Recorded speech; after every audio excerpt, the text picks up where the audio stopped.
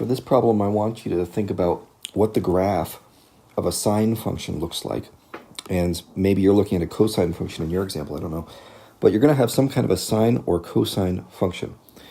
And what you need to do is think about that graph, which I'll draw here. For a sine function, anyway, I'll do the cosine in a moment. Sine functions start at the origin, go up, come back down, come back up, and they repeat like that forever, right? They're going to go in both directions in this sinusoidal pattern. So the key points here are what matter. And you can see a couple of them. There's a key point. There's a key point. There's a key point, right? These x-intercepts are key points. Another key point is where it reaches its maximum or its minimum.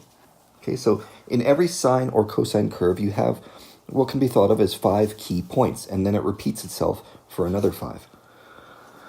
So what I want to do is remind you how far it is in the x direction between these points right here. So if I look from the origin to this point at the end, that's a distance of something that we call the period.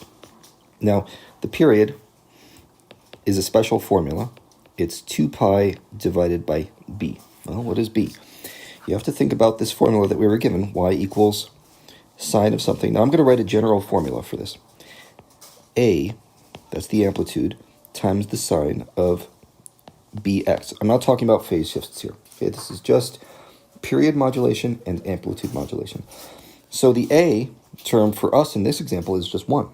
And actually for any example that you're looking at in this particular problem, it should be not important.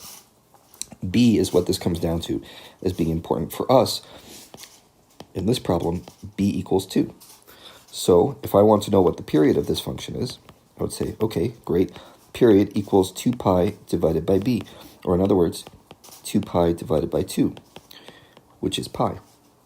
So that means this point way over here has an x location of pi and a y location of 0, which means the point right in the middle is going to have an x location of 1/2 pi, comma 0. And of course, this one is just 0, comma 0. We can keep filling in these points. This one right here has 1/4 pi. Let me see if I can draw that. 1/4 pi, not 0. That's going to be an amplitude of 1, a maximum of 1. And this one right here, if you count like a ruler has tick marks, you can count quarter pies, right? There's 1/4 pi right here, 2/4 pi right here. I've got 4/4 pi over at the end. So think about those, and you can kind of reason your way to 3/4 pi right here. And that's at a y value of -1. So this is what a pretty standard sine curve looks like. Obviously, that's going to change as your b value changes. If your b is 1/4 or 1/3, these are going to be all different numbers. You'll have to do some fraction division there. So now I want to focus on what this problem is really asking for. It says the smallest positive value. Okay, whoops, that went weird. The smallest positive value for when the graph reaches its minimum. Well, what's a minimum? That's the lowest point.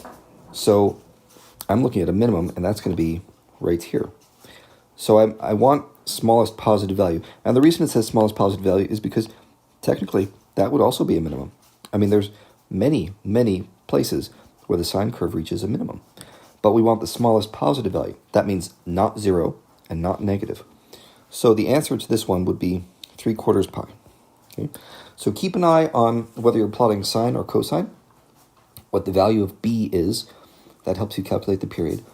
And also what it's asking for. Is it the smallest positive value for the minimum, the maximum, or the x-intercept? It's going to be one of these 5 key points.